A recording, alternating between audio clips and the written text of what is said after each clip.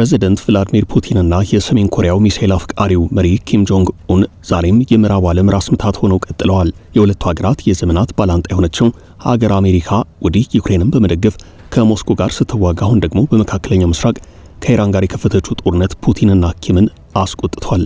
በእርግጥ ሁለቱ መሪዎች ለኢራን ግልጽ በሆነ መንገድ ወታደራዊ ድጋፍ ባያደርጉም ነገር ግን የአሜሪካንን የበላይነት ለመገዳደር የማያደርጉት ነገር የላቸውም። ኢራን ጦርነቱ እንደተጀመረ ሰሜን ኮሪያ አለቃ ኪም ጆንግ ኡን በተደጋጋሚ አህጉር አቋራጭ የሚሳኤል ሙከራ ማድረጋቸው አሜሪካንን ለማስጠንቀቅ ያለመ ስለመሆኑ አስተያየት ሰጪዎች ይናገራሉ። የሩሲያው ፕሬዝዳንት ቭላዲሚር ፑቲንም ቢሆኑ የፋርሶቹን አይበገሬነት በግልጽ ደግፈዋል።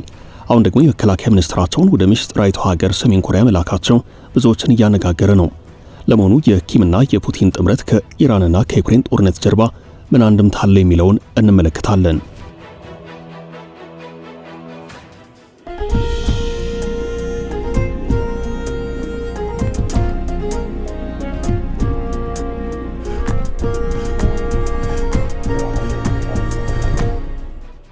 የሩሲያ መከላከያ ሚኒስትር አንድሬ ቤሌሶቭ በሰሜን ኮሪያ እያደረጉት ባለው ይፋ የሥራ ጉብኝት ከሀገሪቱ መሪ ኪም ጆንግ ኡን ጋር በሁለቱ ሀገራት ወታደራዊ ትብብር ዙሪያ ስትራቴጂያዊ ውይይት ማድረጋቸው ተሰምቷል። ይህ ጉብኝት በሩሲያና በሰሜን ኮሪያ መካከል ያለው ግንኙነት ወደ አዲስ ምዕራፍ በተሸጋገረበትና በምዕራባውያን ዘንድ ከፍተኛ ስጋት በፈጠረበት ወቅት እየተከናወነ ነው። ሁለቱ ሀገራት ከ2027 እስከ 2031 የሚዘልቅ የሩሲያና ኮሪያ ወታደራዊ ግንኙነት እቅድ ላይ ስምምነት ደርሰዋል። ሚኒስትር ቤሌሶቭ ሰሜን ኮሪያ በዩክሬን ጦርነት ወቅት ለሩሲያ እያሳየች ባለችው ወንድማዊ ድጋፍ ምስጋና አቅርበዋል። በተለይም ከኩርስክ ክልል ለተከናወነ ወታደራዊ እንቅስቃሴ የሰሜን ኮሪያ ወታደሮች ላበረከቱት አስተዋጽኦ ምስጋና አቅርበዋል። ቤሌሶቭ በሁለቱ ሀገራት መካከል ያለው ግንኙነት ከዚህ ቀደም ታይቶ በማይታወቅ መጠን ከፍተኛ ደረጃ ላይ እንደሚገኝ ገልጸዋል። የሁለቱ ሀገራት ወታደራዊ ትብብር ባለፈው በፈረንጆቹ ሰኔ 2024 የተፈረመውን ሁሉን አቀፍ ስትራቴጂ አጋርነት ስምምነት ተከትሎ የተከናወነ ሲሆን ስምምነቱ አንዱ ሀገር ጥቃት ቢሰነዘርበት ሌላኛው ወታደራዊ ድጋፍ እንዲያደርግ የሚያስገድድ ነው። ምዕራባውያን መንግስታት ሰሜን ኮሪያ ወደ 14000 የሚጠጉ ወታደሮችን ወደ ሩሲያ ልካለች የሚል ስጋታቸውን ይገልጻሉ። በምላሹም ሩሲያ በሰሜን ኮሪያ ዘመናዊ ወታደራዊ ቴክኖሎጂ፣ ምግብና የኃይል አቅርቦት ድጋፍ እንደምታካሄድ ቃል መግባቷ ተዘግቧል። የሩሲያው መከላከያ ሚኒስትር አንድሬ ቤሌሶቭ ከሰሜን ኮሪያው መሪ ኪም ጆንግ ኡን ጋር በነበራቸው ቆይታ የሁለቱ ሀገራት ወታደራዊ ትብብር ከዚህ ቀደም ታይቶ በማይታወቅ መጠን ከፍተኛ ደረጃ ላይ መድረሱን ተናግረዋል። ይህ ጉብኝት በቃላት ደረጃ ከሚገለጽ ዲፕሎማሲ ባለፈ በተግባር የሚታይ ስልታዊ ዝግጅት የታየበት ነው። ኪም ጆንግ ኡን አሜሪካና እስራኤል በኢራን ላይ ጦርነት ከከፈቱ በኋላ አንዳንድ ጭንቅ ጥብብ የሚያደርጉ ሀሳቦች እንዲሰማቸው ሳያደርግ አልቀረም። ሰሜን ኮሪያ ጥቃቶቹን ተገቢ ያልሆነ ጠባጫሪ ጦርነት በማለት አውግዛለች። ከሁሉም በላይ ሁለቱ ሀገራት በፈረንጆቹ 1979 ጀምሮ ጸረ አሜሪካ አቋም በመያዝ የደም ትስስር ያለበት ግንባር ፈጥረው በሚሳኤል ልማት ላይ አጋርነት መስርተዋል። ሰሜን ኮሪያ ወደ ውጭ ለምትልካቸው የጦር መሳሪያዎች ኢራን ግንባር ቀደም መዳረሻ ነች ሲሉ ለቢቢሲ ስማቸው እንዳይገለጽ የፈለጉ የቀድሞ የሀገሪቱ ዲፕሎማት ተናግረዋል። ይሁን እንጂ ሁለቱ ነገሮች ሰሜን ኮሪያን ከኢራን በተሻለ ስፍራ ላይ እንዳስቀመጧት ይታመናል። እነዚህም የኒውክሌር ጦር መሳሪያዎቿና ቻይና ናቸው። በፈረንጆቹ 2003 የኢራቅ ጦርነት ወቅት ማቹ የሰሜን ኮሪያው ፕሬዝዳንት ኪም ጆንግ ኢል ለ50 ቀናት ደብዛቸው ጠፋም። እንደ ደቡብ ኮሪያ የስለላ ተቋማት መረጃ ከሆነ አብዛኛውን ጊዜያቸውን ያሳለፉት ከዋና ከተማ ፒዮንግያንግ 600 ኪሎ ሜትር ርቀት ላይ በሚገኘው ሳምጂዮን ግቢ ውስጥ በተዘጋጀ ምሽግ ነበረም። በአንጻሩ ግን የኢራኑ ጠቅላይ መሪ አሊ ኻሜኒ በእስራኤልና በአሜሪካ ጥቃት ከተገደሉ በኋላም ቢሆን ኪም ጆንግ ኡን ከህዝብ እይታ አልተሰወሩም። ነገር ግን የኢራን በዚህ ልክ መመታት ለፑቲንና ኪም ተጨማሪ ቤት ስራ ሳይሰጣቸው አልቀረም። ይህ በእንዲህ እንዳለ በሰኔ 2024 የተፈረመው ስምምነት አንዱ ሀገር ጥቃት ቢሰነዘርበት ሌላኛው ወታደራዊ ድጋፍ እንዲያደርግ የሚያስገድድ ነው። ቤሌሶቭ ሰሜን ኮሪያ በዩክሬን ጦርነት ወቅት ለሩሲያ ላሳየችው ወንድማዊ ድጋፍና በኩርስክ ክልል ለተሳተፉት የሰሜን ኮሪያ ወታደሮች ምስጋና አቅርበዋል። ይህ ጥምረት በእጅ ግብይት ላይ ተመሰረተ ይመስላል። ምዕራባውያኑ እንደሚሉት ከሆነ ወደ 14000 የሚጠጉ ወታደሮችና የጦር መሳሪያዎችን ለሩሲያ ግንባር ሰሜን ኮሪያ አሰልፋለች። ሩሲያ በምላሹ ዘመናዊ የወታደራዊ ቴክኖሎጂ ድጋፍ፣ የምግብ ዋስትናና የኃይል ወይንም የኤነርጂ አቅርቦትን ለሰሜን ኮሪያ ታረጋግጣለች። ይህ ጥምረት በምዕራባውያን ዘንድ ከፍተኛ ስጋት የፈጠረው ሰሜን ኮሪያ በምትገኝበት ቀጠና ምስራቅ እስያ ያለውን የኃይል ሚዛን ሊያናጋ ስለሚችል የዩክሬን ጦርነትን መልክ ሊቀይር ስለሚችል ነው። ከቅርብ ዓመታት ወዲህ ፑቲን በአሜሪካ በሚዘወረው የዓለም ስርዓት ደስተኛ ያልሆነ ወዳጃችን ነው በሚል ፍልስፍና ከእስያ ከላቲን አሜሪካና ከአፍሪካ ወዳጆችን ያሰባስባሉ። ፑቲን በምዕራባውያን ከባድ ማዕቀብ ስር ከምትገኘውና በመካከለኛው ምስራቅ ተጽዕኖ ፈጣሪ ከሆነችው ኢራን ጋር እንደ ሰው አልባ አውሮፕላን ያሉ ወታደራዊ ቁሶችን እስከ መገበያየት ደርሰዋል። ምናልባት ሩሲያውያን በባህልና በኑሮ ዘያቸው ከሚመስሏቸው አውሮፓውያን ይልቅ በብዙ መልኩ ከሚለዩት ከሰሜን ኮሪያውያን ጋር የሚዳብረውን ወዳጅነት እንደ ፖለቲከኞቹ በአዎንታ ላይመለከቱት ይችላሉ። 14000 የሰሜን ኮሪያ ወታደሮች ሩሲያ በዩክሬን የምታካሄደው ጦርነት ላይ ተሳትፈዋል ተብሎ ይታመናል። ሰሜን ኮሪያ ለሩሲያ ጦር መሳሪያ የምታቀርብ ሲሆን በምላሹ ገንዘብና የጦር መሳሪያ ማበልጸግ ድጋፍ ታገኛለች። ምዕራባውያኑ ወደ ሩሲያና ዩክሬን ጦር ግንባር መጠነ ሰፊ ወታደራዊ እንቅስቃሴ ካደረጉ ከወራት በኋላ ፒዮንግያንግ ወታደሮቿን ወደ ሞስኮ መላኳን ለመጀመሪያ ጊዜ በይፋ አምናለች። ኪም ባለፈው ዓመት ከሩሲያው መሪ ቭላዲሚር ፑቲን ጋር ሁለቱም ሀገራት ጥቃት የሚፈጸምባቸው ከሆነ እርስ በርስ ለመደጋገፍ ስምምነት ተፈራርመዋል።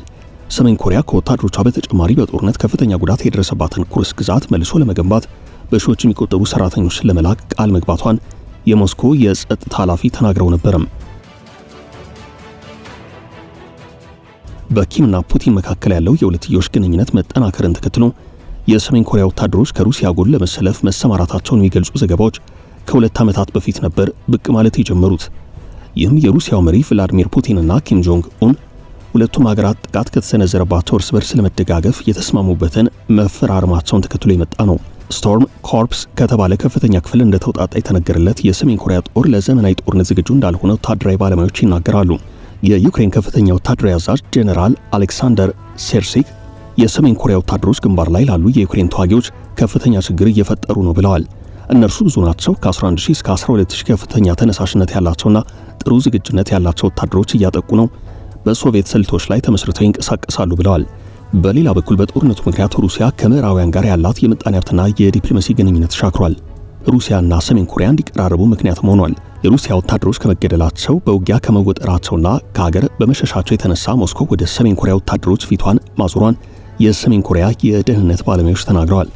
የሰሜን ኮሪያና ሩሲያ ወታደራዊ ስምምነት እንዳላቸውና ሰሜን ኮሪያም ለሩሲያ የጦር መሳሪያ እርዳታ እንደምታደርግ ሲነገር የቆየ ቢሆንም በአሁኑ ወቅት ተዋጊ ወታደሮች ወደ ሩሲያ መምጣታቸው ግን ጦርነቱን ይልቅ ከአውሮፓ ውጭ ጭምር እንዳያሰፋው ሲነገር ነበረም። ይሁን እንጂ አውሮፓም ሆነች የሰሜን ኮሪያ አትላንቲክ ጦር ቃል ኪዳን ድርጅት ኔቶ እስካሁን ድረስ ለሰሜን ኮሪያ ድርጊት የሰጡት ምላሽ የለም። የሰሜን ኮሪያ ወታደሮች በሩሲያ መገኘት ደቡብ ኮሪያንም ከዩክሬን ባላነሰ ሁናቴ እያሳሰባት ነው። ሰሜን ኮሪያና ደቡብ ኮሪያ በተጻራሪ ቆመውና ተፋጠው የሚገኙ ኃይላት ሲሆኑ ሰሜን ኮሪያ ከሩሲያ ጎን ቆመች እንደሚባለው ሁሉ ደቡብ ኮሪያም ለዩክሬን ወታደራዊ እርዳታ አድርጋለች። ሰሜን ኮሪያ ወታደሮቿን ከሩሲያ ጎን ስታሰልፍ፣ ሩሲያ በበኩሏ የሰሜን ኮሪያን ወታደራዊ ኃይል ለማጠናከር የኒውክሌር መርሃ ግብር እንድታሳድግ ልታግዝ ትችላለች። የኔቶ ዋና ጸሐፊ ማርክ ሩተ በመግለጫቸው ይህን ስጋት የሚያጠናክር አስተያየት ሰጥተዋል። የሰሜን ኮሪያ ወታደሮች በሩሲያ መገኘትና በጦርነት መሳተፍ ምን ማለት እንደሆነ ሲናገሩ አንደኛ ህገወጡን የሩሲያ ጦርነት ማጠናከር ነው፣ ሁለተኛ የመንግስታቱ ድርጅት የጸጥታ ምክር ቤት ውሳኔን የሚጻረር ነው፣ ሶስተኛ ሩሲያ የከፈተችውን ጦርነት እንድታሰፋው ዕድል ይሰጣታል ብለዋል። የኪምና የፑቲን የጠበቀ ወዳጅነት ደቡብ ኮሪያንም አሜሪካንንም የማያስደስት ነው። የደቡብ ኮሪያ መሪዎች ሁለቱ መሪዎች ሲገናኙ ወታደራዊ ትብብር ላይ ስምምነት እንደሚፈጽሙ የደህንነት መረጃዎች ቀድሞ ደርሰውናል ያሉ ሲሆን ሩሲያ ከሰሜን ኮሪያ ጋር ባላት ግንኙነት ቀይ መስመር ማለፍ የለባትም ብለዋል።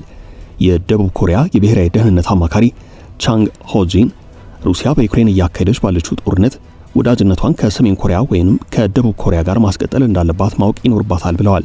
ፒዮንግያንግ ለሴውል ብቻ ሳይሆን ለዋሽንግተን የራስ ምታት የሆነች ሀገር ናት። ምክንያቱም ሰሜን ኮሪያ የኒውክሌር መሳሪያ የታጠቀች ናት። የአሜሪካው ፕሬዝዳንት ትራምፕ ሀገሪቱን ብዙ የኒውክሌር ጦር መሳሪያዎች ያሏት በማለት የኒውክሌር ኃያል ሲሉ ገልጸዋታል።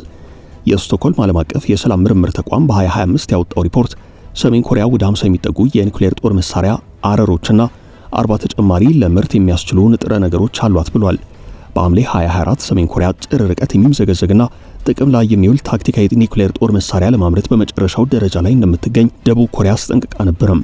ባለፈው ዓመት የደቡብ ኮሪያ ፕሬዝዳንት ሊ ጄ-ሚዩንግ ሰሜን ኮሪያ አሜሪካንን ሊመታ የሚችል አህጉር አቋራጭ የባሊስቲክ ሚሳኤል ለመስራት ተቃርባ ነበር ብለዋል። ይህ የባሊስቲክ ሚሳኤልን አቅጣጫ የሚሰራው መሳሪያ ላይ በከባቢ አየር ውስጥ በሚምዘገዘግበት ወቅት አረሩን የመከላከል አቅሙ መተማመን የለም ተብሏል። የተባበሩት መንግስታት ድርጅት የዓለም አቀፍ የአቶሚክ ኤነርጂ ተቋም ኢራን በጣም ትልቅና አሳሳቢ የኒውክሌር መርሃ ግብር እንዳላት ቢገልጽም የኒውክሌር ጦር መሳሪያዎችን ለማምረት የተዋቀረ ፕሮግራም እንዳለ የሚያሳይ መረጃ ግን አላገኘውም ብሏል። ኢራን በ2015 ከገባቸው ታሪካዊ የኒውክሌር ስምምነት በኋላ በዩራኒየም ማበልጸጊያ መርሃ ግብሯ ላይ ተጨማሪ ገደቦችን ለማድረግ ተስማምታለች። የዓለም አቀፉ የኒውክሌር ተቆጣጣሪ ተቋም ፍተሻዎችም ሰፋ ብለው ተካሂደዋል። ይህም የኢራንን የኒውክሌር መርሃ ግብር ለማዘግየት ረድቷል ሲሉ በአሳን የፖሊሲ ጥናት ተቋም የመካከለኛው ምስራቅ ባለሙያ የሆኑት ጃንግ ጂሂያንግ ተናግረዋል። ነገር ግን ትራምፕ በ2018 ከኒውክሌር ስምምነቱ ሀገራቸው ማስወጣታቸውን ተከትሎ ኢራን ኤጀንሲው የኒውክሌር ተቋሞቿን እንዳይፈትሽ መገደብ ጀምራለች። የቁጥጥር ቡድኑ በሰጠው ምስጢራዊ መረጃ ኢራን በሰኔ 2025 ከእስራኤል ጋር ባደረገችው ጦርነት ምክንያት ሁሉንም ትብብሯን አቋርጣለች። ይሁን እንጂ ሰሜን ኮሪያ የመጀመሪያውን የኒውክሌር ሙከራዋን በ2006 አድርጋ ከ3 ዓመታት በኋላ ሁሉንም የተቋሙን ተቆጣጣሪዎች አሰናብታለች። ከዚያን ጊዜ ጀምሮ 5 ተጨማሪ የኒውክሌር ሙከራዎችን አድርጋለች። የመጨረሻውን ደግሞ በ2017 በፈረንጆቹ ዓመት እንዳካሄደችው ነው የሚነገረው። በወቅቱ ሰሜን ኮሪያ ከአሜሪካ ጋር ለመነጋገር ፈቃደኛ ነበረች። ይህም በ2018 እና 19 በሁለቱ ሀገራት መካከል ታሪካዊ ውይይት እንዲካሄድ አድርጓል። ኪም ዓለም አቀፍ ማዕቀቦች እንዲነሱላቸውና የኒውክሌር ኃይል ማመንጫቸውን ለማፍረስ መደራደር ያቀረቡ፣ ነገር ግን ትራምፕ ተጨማሪ ነገር ፈለጉ። በዚህ የተነሳ ንግግሩ ሳይሳካ ቀረም። በአሜሪካ ስቲምሰን ማዕከል የኮሪያን ፕሮግራም የሚመሩት ጄኒ ታውን ሰሜን ኮሪያ አሁን በራስ የመተማመን ስሜት ያላት ይመስላል፣ ምክንያቱም በዩክሬን እየተካሄደ ባለው ጦርነት የተነሳ ወደ ሩሲያ የበለጠ ቀርባለች ይላሉ። ነገር ግን ትራምፕና ኪም ጥሩ ግንኙነት ያላቸው ይመስላሉ። የአሜሪካው ፕሬዝዳንት ባለፈው ዓመት የሰሜን ኮሪያ አቻቸውን ሲያሞጋግሱ ነበርም። ኪም ከትራምፕ ጋር ሲገናኙ ልዩ ዕድል መሆኑን ይገነዘባሉ፣ ነገር ግን ግንኙነቱን ለማደስ መስዋዕትነት አይከፍሉም ይላሉ ታውን። ሰሜን ኮሪያ የኢራንን ጦርነት ባወገዘችበት ወቅት ትራምፕን በግልጽ አልኮነነችም። ባለፈው ወር በፓርቲው ጉባኤ ላይ ሰሜን ኮሪያ ከአሜሪካ ጋር ያላትን መልካም ግንኙነት እንደምትጠብቅ ተናግራለች። ይህም ለውይይት በሯ ክፍት መሆኑን ያሳያል። ተንታኞች ኪም በኢራን ጦርነት ወቅት የጠቅላይ መሪው አያቶላ አሊ ኻሜኒን መገደል የኒውክሌር ጦር መሳሪያ ስላልነበረው አቅመ ቢስ ሆኗል የሚል ስሜት እንዲሰማቸው አድርጓል ይላሉ። ከአሜሪካ ጋር የሚደረግ ድርድር ለአገዛዙ ህልውና ዋስትና አይሰጥም ሲሉ በዲሲ የሚገኘው የኮሪያ አሜሪካ የኢኮኖሚ ተቋም ባልደረባ ኤለን ኪም ተናግረዋል። እናም በሩሲያና ሰሜን ኮሪያ መካከል እየዳበረ የመጣው የሁለትዮሽ ግንኙነት ምዕራባውያን ሀገራትን እረፍት የሚነሳ ነው። ክሬምሊን በሩሲያና በሰሜን ኮሪያ መካከል ጥብቅ የሆነ ግንኙነት መመስረት የሚያስችል አጋጣሚ አለ ይላል። አንዱ ከሌላኛው ሀገር ምን ይፈልጋል በሚለው ጉዳይ ላይ ብዙዎች የተለያየ ግምት አላቸው። የብዙዎች ግምት ግን በአንድ ጉዳይ ላይ ያጠነጥናል፣ የጦር መሳሪያ ግብዓት። ሩሲያ ተተኳሾችን፣ የግንባታ ሰራተኞችን፣ ምናልባትም በዩክሬን ጦርነት የሚሳተፉ ወታደሮችን ከሰሜን ኮሪያ ትፈልግ ይሆናል። በአንጻሩ የሰሜን ኮሪያው መሪ ረጅም ርቀት ተተኳሽ ሚሳኤሎችና ሮኬቶችን ይወዳሉ። ፒዮንግያንግ ወታደራዊ ዓላማዎችን ማሳካት የሚያስችላትን የቴክኖሎጂ ውጤት ከሩሲያ ታገኛለች።